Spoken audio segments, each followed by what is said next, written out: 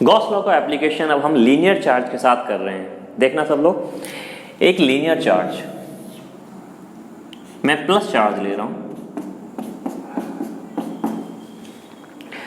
आपको अच्छे से पता है कि एक लीनियर चार्ज के लिए जो फील्ड लाइंस होती हैं वो ऐसी सिलिंड्रिकली ऐसे निकलती। तो यहाँ पे जो इक्विपोटेंशियल सरफेस होता है वो सिलेंडर होता है। तो हमें कैसा यहाँ पे गॉसियन सरफेस लेना चाहिए, वही इक्विपोटेंशियल सरफेस, वही सिलेंडर।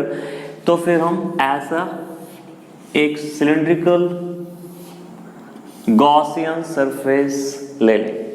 गॉसियन सरफेस कैसा होता है? Close surface. तो यहाँ से भी क्लोज, यहाँ से भी क्लोज, डब्बा को यहाँ से भी बंद करना है, यहाँ से भी बंद करना है, और ये भी बंद है। तो ये बन गया हमारा अब गॉसियन सरफेस। कोई मटेरियल का नहीं बनाना है, वही नहीं आप सोचो कि हमें स्टील लेके आना है, कवर करना है, वो सब नहीं बनाना, इमेजिन करना है। जस्ट एक गॉसियन सरफेस, एक सिलेंडर, कैसा करना है? इमेजिन करना है। तो एक सिलेंडर बन गया। अब फील्ड लाइंस कैसी हैं? ऐसी जा रही है।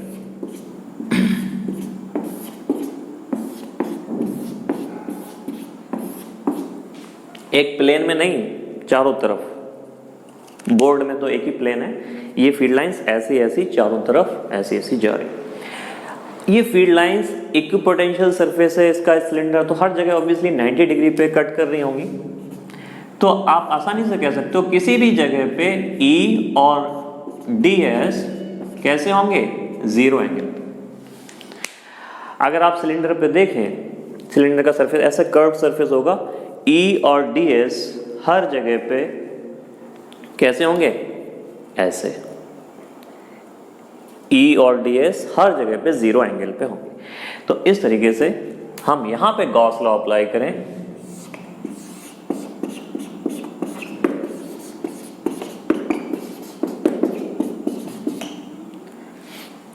इस तरीके से। तो इस E डॉट DS को मैं लिख सकता हूं EDS। क्यों? हर जगह पे जीरो एंगल आएगा। आप किसी भी पोजीशन पे चेक कर लो, कर्व सरफेस पे, कर्व की बात कर रहा हूं अभी मैं, कर्व सरफेस पे आप किसी भी जगह पे चेक कर लो तो कैसा आएगा? Zero angle. यहाँ पे हर जगह E और जो DS आएगा वो सेम डायरेक्शन में आएगा, यानी जीरो एंगल पे आएगा। अब आप कहोगे सर अभी ये वाला तो हमने लिया नहीं, सही बात है। ये वाले सरफेस पे देखें हम, तो जो E है और जो DS है वो 90 डिग्री पे है। तो आपने फ्लक्स में पढ़ा हुआ है कि अगर सरफेस के पैरेलल हो जाती है फील्ड तो उससे फ्लक्स लिंक जीरो होती है। आप मैथमेटिक्स से कह सकते हैं कि E dot DS is zero, क्योंकि E और DS परपेंडिकुलर है। लेकिन मैथमेटिक्स में तब जाओ जब जरूरत पड़े, पहले फिजिक्स से सोचा करिए आप कि अगर कोई भी फील्ड लाइन सरफेस के पैरेलल है तो वो उसको कट नहीं कर रही है, तो वो कोई भी फ्लक्स नहीं दे रही है। तो ये जो फील्ड लाइंस हैं, इस सरफेस और इस सरफेस, ये दो सर्कुलर सरफेस जो हैं उनके पैरेलल हैं फील्ड लाइंस, उन पे कोई भी फ्लक्स लिंक्ड नहीं है। तो यहाँ पे इसमें और इसमें कैसी आपकी जो फ्लक्स होगी वो कैसी होगी? जीरो। आप ऐसे कह सकते हो, मान लो इससे फ्लक्स लिंक φ1 थी और इससे φ2 थी और इससे φ3 थी।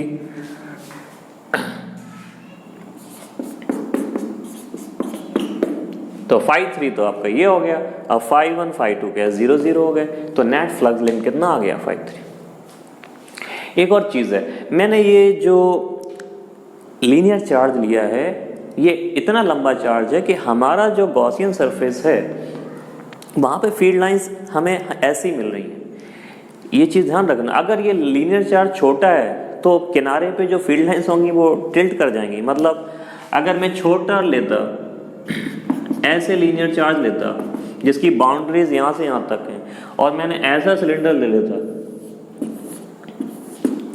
तो दिक्कत होती, क्योंकि यहां पे फील्ड लाइंस ऐसी होती लेकिन यहां पे ऐसी होती। तो एक लीनियर चार्ज के एंड पे जब आप देखोगे तो फील्ड लाइन टिल्ट होने लगती है। इसलिए अभी हम क्या ले रहे हैं, वो लीनियर चार्ज का वो पोर्शन ले रहे हैं जहां पे फील्ड लाइंस परपेंडिकुलर हैं और हमारा जो गॉसियन सरफेस है वो इसके लीनियर चार्ज के एंड से बहुत दूर है, एंड से बहुत दूर है। यहाँ पे परफेक्टली जो फील्ड लाइंस हैं वो ऐसी हैं, बिल्कुल भी टिल्ट नहीं है, ये चीज़ ध्यान रखना। तो क्यू एनक्लोज बाय, अब एनक्लोज चार्ज कितना होगा? मान लो इसकी charge per unit length lambda है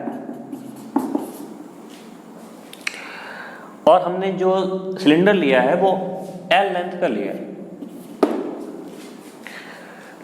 तो टोटल चार्ज कितना एंगेज किया इसने? यहां से यहां तक हमारे सरफेस ने एंगेज किया, चार्ज तो बाहर भी है, लेकिन हमारे सरफेस ने कितना चार्ज एंगेज किया? यहां से यहां तक। तो charge per unit length into length, तो लैम्डा इंटू एल, इतना चार्ज एंगेज किया इसने। अब इसके बाद E D S, E dot D S, तो हमने ई डी एस लिख दिया क्योंकि जीरो एंगल आ रहा था। अब एक और चीज, यहां पे भी ई की वैल्यू कर्व सरफेस पे हर जगह सेम होगी क्योंकि सिमेट्री है, ये एक लीनियर चार्ज है, ये चारों तरफ सिलेंडर सरफेस है, तो जितनी फील्ड यहाँ होगी उतनी यहाँ होगी, इतनी यहाँ होगी, सिमेट्री है वहाँ पे। तो हम कह सकते हैं कि ये ई फिर से कांस्टेंट हो गया,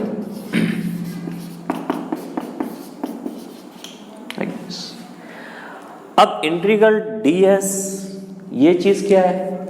integral ds for this curve surface is area of this curve surface. तो कर्व सरफेस का एरिया कितना होगा? ये होगा आपका 2 पाई r इंटू एल।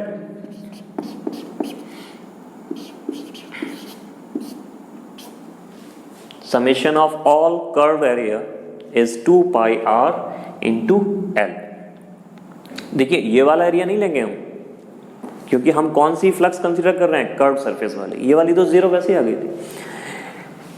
तो लैम्डा एल बाई एप्सिलॉन, यहां से एल कैंसिल हो जाएगा, तो ई की वैल्यू आ गई lambda by 2 pi epsilon naught r. इसको मैंने पहले पढ़ाया था, ड्राइव किया था, तो इसको ऐसे लिखा था 2k लैम्डा बाई आर। इसमें ऊपर नीचे 2 से मल्टीप्लाई करते तो ऐसे लिख सकते हैं।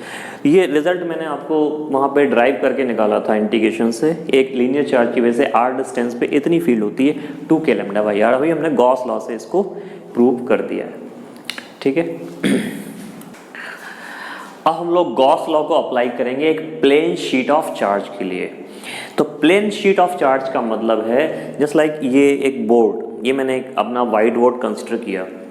मान लो मैं इस बोर्ड पे एक पॉजिटिव चार्ज को यूनिफॉर्मली डिस्ट्रीब्यूट कर दूं, सब जगह हर जगह यूनिफॉर्मली डिस्ट्रीब्यूट कर दिया चार्ज, पूरे बोर्ड पे चार्ज है। तो जैसे हमने लीनियर चार्ज के लिए डिफाइन किया था चार्ज पर यूनिट लेंथ, यहाँ पे भी हम डिफाइन कर रहे हैं चार्ज पर यूनिट एरिया। तो हमने एक शीट ली, और इसमें हर जगह पॉजिटिव चार्ज है।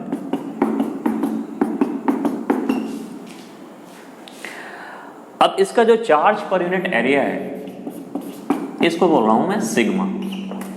एक नाम रख देते हैं कि चार्ज पर यूनिट एरिया जो है वो है सिग्मा, यूनिफॉर्म है हर जगह।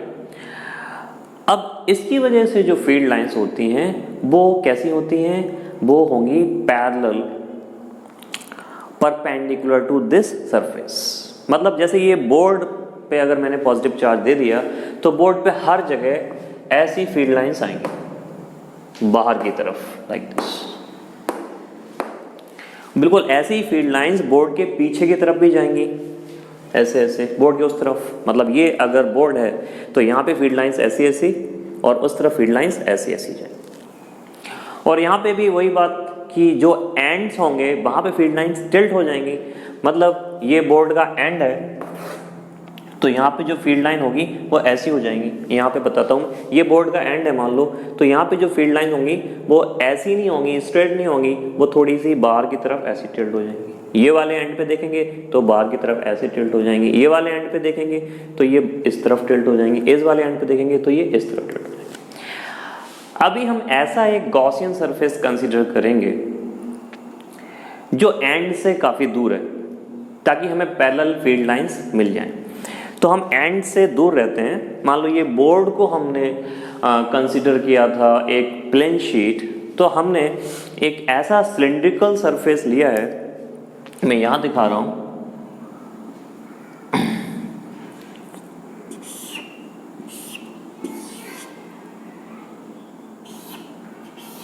Like this.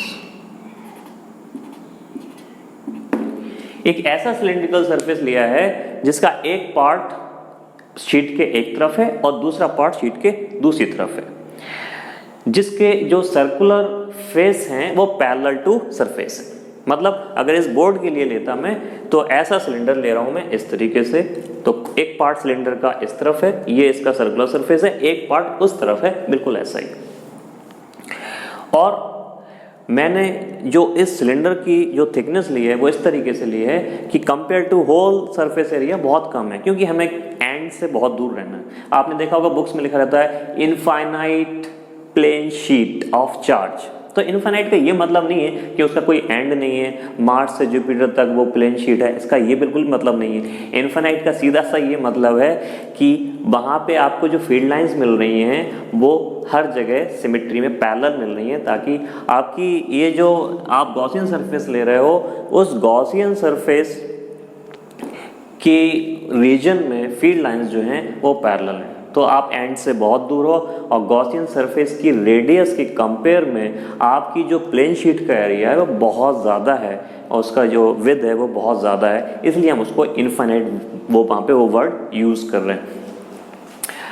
अच्छा, अब इसको करते हैं हम लोग, तो गॉस लॉ अप्लाई करते हैं। तो गॉस लॉ के हिसाब से integration of E dot D S is enclosed charged by epsilon not. अब एनक्लोज चार्ज का मतलब क्या हुआ, ये इतना सर्कुलर चार्ज यहाँ पे एनक्लोज हो गया। हमारे सिलेंडर के अंदर कितना चार्ज आया, इतना। सिलेंडर तो एक इमेजिनरी सिलेंडर है, तो उसके अंदर कितना चार्ज इंगेज हुआ, इतना जो सर्कुलर चार्ज आ रहा है शीट का। तो वो कितना आ रहा है, मान लो हमने ये सिलेंडर लिया, कुछ ये एरिया है आपका, मान लो ए, ये ए एरिया लिया हमने। तो इस तरीके से आप देखें तो एनक्लोज चार्ज हो गया आपका सिग्मा इंटू ए।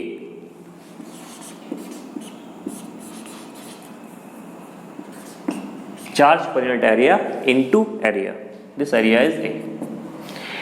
इतना चार्ज इंगेज हो गया वहां पे। अब इसको सॉल्व करने में फील्ड लाइंस कैसी आएंगी, फील्ड लाइंस ऐसी आएंगी, और यहां पे कैसे आएंगी, ऐसे आएंगी। इस बार आप देखें तो फील्ड लाइंस कर्व सरफेस के पैरेलल हैं, मतलब कर्व सरफेस से कोई भी फ्लक्स लिंक्ड नहीं होगी। तो यहां पे अगर हम देखें तो फ्लक्स लिंक्ड होगी φ1, φ2, φ3। φ1 मैं इसको बोल रहा हूं इस वाले सर्कुलर सरफेस से लिंक्ड फ्लक्स, φ2 बोल रहा हूं कर्व सरफेस से लिंक्ड फ्लक्स, φ3 बोल रहा हूं उस वाले सर्कुलर सरफेस से लिंक फ्लक्स। तो φ1 और φ3 तो बराबर ही है, और जो φ2 जो है वो 0 है। कर्व सरफेस से कोई भी फ्लक्स लिंक नहीं होगी, क्योंकि जो फील्ड लाइंस हैं वो कर्व सरफेस के कैसी हैं, पैरेलल है। तो φ1 और φ3 अगर हम देखें तो ये फ्लक्स कितनी हो जाएगी, ये तो पूरी की पूरी ए के एरिया वेक्टर ए के पैरेलल है, क्योंकि यहाँ पे जो एरिया वेक्टर है वो ऐसा होगा, ये सर्कुलर फेस है तो एरिया वेक्टर ऐसा होगा। तो E इंटू ए प्लस 0 प्लस E इंटू ए। आप देखें ध्यान से, दोनों तरफ E और A 0 एंगल बना रहे हैं, 180 नहीं बना रहे हैं। तो यहाँ पे E और A 0 एंगल बना रहे हैं, और यहाँ पे भी E और A 0 एंगल बना रहे हैं, क्योंकि वहाँ पे जो एरिया वेक्टर लेंगे हम उस तरफ लेंगे, और यहाँ पे क्या है, इस तरफ लेंगे, क्योंकि हम आउटसाइड को पॉजिटिव ले रहे हैं। तो आउटसाइड वेक्टर यहाँ पे ये है, और यहाँ पे आउटसाइड वेक्टर कैसा है, ये है, और यहाँ पे फील्ड इस तरफ है, वहाँ पे फील्ड उस तरफ है। तो EA plus EA is sigma A by epsilon not. तो यहाँ से आप देखें तो ये 2EA is sigma A by epsilon not, तो E की वैल्यू आएगी सिग्मा बाई 2 एप्सिलॉन नॉट। इसमें एक बहुत ही इंटरेस्टिंग चीज रिजल्ट में आई है कि ये फील्ड डिस्टेंस पे डिपेंड नहीं कर रही है, मतलब प्लेन शीट से कितनी दूरी पे आप देख रहे हो ये इस बात पे डिपेंड नहीं कर रही है। लेकिन फिर भी आपके दिमाग में ये बात होनी चाहिए कि वो जो दूरी है वो इस शीट की डायमेंशन के कंपेयर में बहुत छोटी है। क्यों? क्योंकि अगर मैं इस बोर्ड से थोड़ा ज़्यादा दूर चला जाऊंगा तो ये जो फील्ड लाइंस मैंने ये जो कंसिडर की हैं, ये जो एज्यूम की है मैंने पैरेलल, वो आगे जाके टिल्ट होने लगेंगी। क्यों? क्योंकि ये बीच वाली लाइन तो ऐसी जाएगी बोर्ड से, लेकिन ये वाली जो लाइन जा रही है वो आगे जाके थोड़ा थोड़ा टिल्ट होगी। तो जब मैं बहुत दूरी पे ये पॉइंट ले लूँगा, सरफेस से बहुत दूरी पे ले लूँगा, तो दिक्कत आएगी। तो वो जो कहते हैं इनफाइनाइट शीट, वो इसीलिए कहते हैं कि वो उसके एंड डिफाइन ही नहीं है, आप कितनी भी दूरी पे चले जाओ तो कोई प्रॉब्लम नहीं है। लेकिन प्रैक्टिकली जो एंड्स हैं वो किसी भी शीट के वो तो डिफाइन है। तो इसका मतलब ये है कि ये जो डिस्टेंस हम ले रहे हैं वो डायमेंशन के कंपेयर में अगर बहुत छोटी रहे तो फिर ये सारी रिजल्ट हम आसानी से कह सकते हैं। मतलब ये डायमेंशन अगर 2x2 मीटर का है हमारी शीट का, हम 2 मिलीमीटर 10 मिलीमीटर पे देख रहे हैं तो ये अच्छी तरह से वैलिड है। लेकिन 2x2 मीटर की शीट है और आप अगर उसको 5 मीटर की डिस्टेंस पे देख रहे हैं तो नहीं हो पाएगा, वहाँ पे फील्ड लाइंस ऐसी नहीं मिलेंगी, ये सब एजम्पशंस बिगड़ जाएगा। डिस्टेंस पे डिपेंड नहीं करता, लेकिन इनडायरेक्टली वो आपको ध्यान रखना है। तो जब हम आसपास हैं उसके तो डिस्टेंस पे डिपेंड नहीं करेगा बिल्कुल भी। E is sigma by 2 epsilon not, इतनी फील्ड वहाँ पे आएगी एक प्लेन शीट की वजह से। आप इस तरफ कहें या उस तरफ कहें, ये प्लेन शीट है तो यहाँ पे इस साइड जो फील्ड है वो इस डायरेक्शन में है, उस साइड जो फील्ड है वो उस डायरेक्शन में है। और अगर ये नेगेटिव चार्ज होता तो यही फील्ड रिवर्स हो जाती, शीट की तरफ हो जाती और मैग्नीट्यूड इतना ही आता सिग्मा। तो बच्चों अब हम लोग गॉस लॉ का एप्लीकेशन करेंगे एक कंडक्टर के लिए। मैं एक रैंडम शेप का कंडक्टर ले रहा हूँ, ये कोई रैंडम शेप का कंडक्टर है। इसका जो सरफेस है मैंने एक यहाँ पे चूज किया सरफेस। अब यहाँ पे इस कंडक्टर को चार्ज दे रखा है, तो इस पे कोई चार्ज है, कुछ भी चार्ज है, प्लस चार्ज ऐसे डिस्ट्रीब्यूट कर रखा है। ये रैंडम शेप का है तो इसकी जो चार्ज डेंसिटी होगी वो अलग अलग होगी। मैंने आपको पढ़ाया था कि अगर रैंडम शेप का है तो डिपेंड करता है रेडियस ऑफ कर्वेचर पे, अलग अलग जगह पे चार्ज डेंसिटी अलग अलग होगी। जो शार्प पॉइंट्स होंगे वहाँ पे चार्ज डेंसिटी ज़्यादा होती है, यानी यहाँ पे रेडियस ऑफ कर्वेचर कम है वहाँ पे चार्ज डेंसिटी ज़्यादा होती है, और जहाँ रेडियस ऑफ कर्वेचर ज़्यादा है वहाँ पे चार्ज डेंसिटी कम होती है। तो फिलहाल मैं एक जनरल बता रहा हूँ कि किसी पर्टिकुलर जगह पे मान लो चार्ज डेंसिटी सिग्मा है, हमने ये ले लिया और यहाँ पे जो ds वेक्टर होगा वो ऐसा होगा। ds वेक्टर किस डायरेक्शन में होगा? उस पर्टिकुलर जगह पे जो सरफेस है उससे 90 डिग्री पे बाहर की तरफ। उस पर्टिकुलर जगह पे मान लो ये ds मैंने लिया तो इसके बाहर की तरफ ds वेक्टर ऐसा होगा।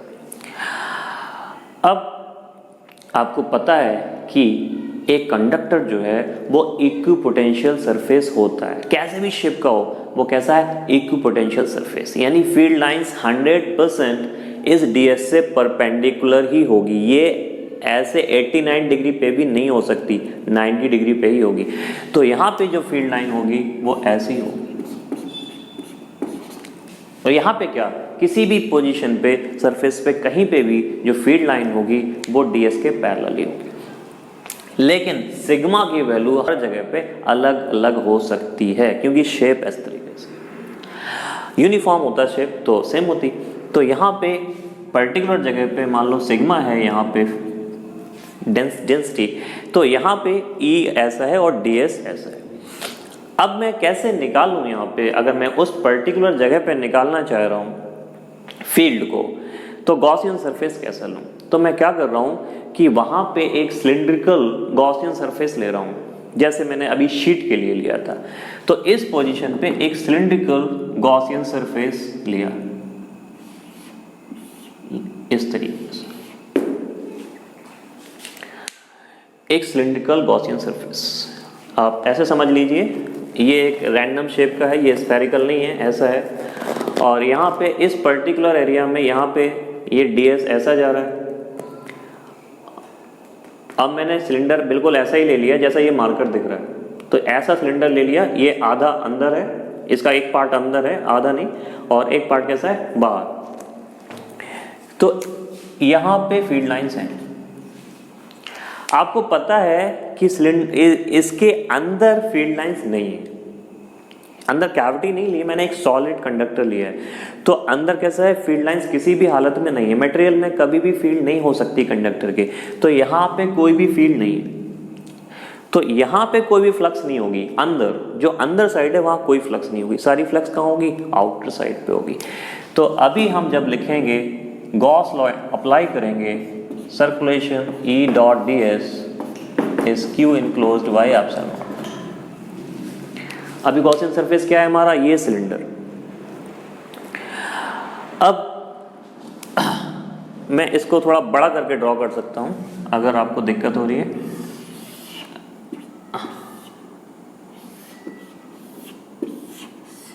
लाइक दिस, ये है हमारा ds,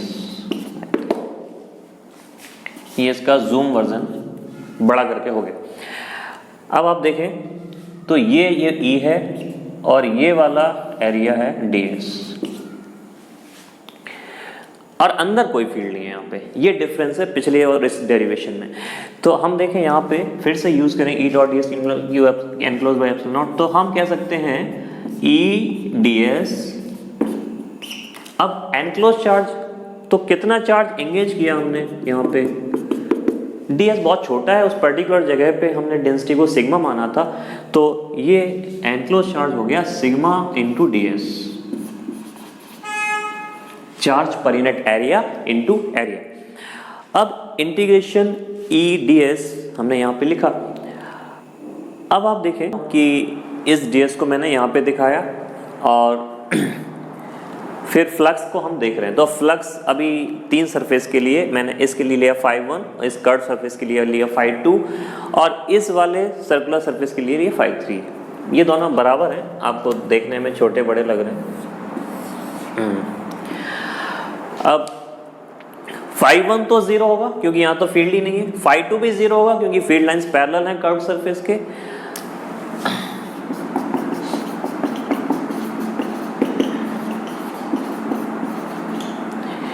तो ये φ2 भी 0 हो गया। φ3 होगा क्योंकि यहाँ से फ्लक्स लिंक्ड हो रही है, तो ये 0, ये 0, और इससे फ्लक्स कितनी लिंक्ड हो रही है E, मान लिया यहाँ पे फील्ड E है, तो E ds। हम E डॉट ds चाहें तो लिख सकते हैं, लेकिन E डॉट ds को सॉल्व करोगे तो E ds ही आएगा यहाँ पे। तो E ds is sigma ds by epsilon. तो ये ds कैंसिल होता है यहाँ से, तो E की वैल्यू आएगी सिग्मा बाई एप्सिलॉन। तो आप देख रहे हैं जो प्लेन शीट की वजह से जो फ्लक्स आ रही थी उसका डबल फ्लक्स एक कंडक्टर की वजह से आएगी। तो यहाँ पे जो फ्लक्स आ रही है वो आ रही है सिग्मा बाई एप्सिलॉन नॉट, और जो प्लेन शीट की वजह से फ्लक्स आ रही थी वो आ रही थी सिग्मा बाई 2 एप्सिलॉन नॉट। ये डिफरेंस है। और ये फील्ड हर जगह कंडक्टर के सरफेस पे कहीं पे भी देखेंगे तो इतनी ही होगी, लेकिन सिग्मा की वैल्यू अलग अलग हो सकती है। जहाँ पे आप ज़्यादा शार्प पोजीशन पे जाएंगे तो सिग्मा की वैल्यू ज़्यादा होगी, वहाँ पे चार्ज डेंसिटी ज़्यादा होगी। जैसे यहाँ पे देखें तो यहाँ पे चार्ज डेंसिटी ज़्यादा होगी, और जो रेडियस ऑफ कर्वेचर जहाँ पे आपका ज़्यादा है यानी कम शार्प पॉइंट है वहाँ पे चार्ज डेंसिटी कम होगी। तो सिग्मा की वैल्यू अलग अलग हो सकती है। लेकिन अगर आप स्फेरिकल लेते, एक सिमेट्रिकल चार्ज डिस्ट्रीब्यूशन लेते तो हर जगह उसका सिग्मा भी हर जगह सेम हो जाता, तो हम ऐसे कह सकते थे। ठीक है।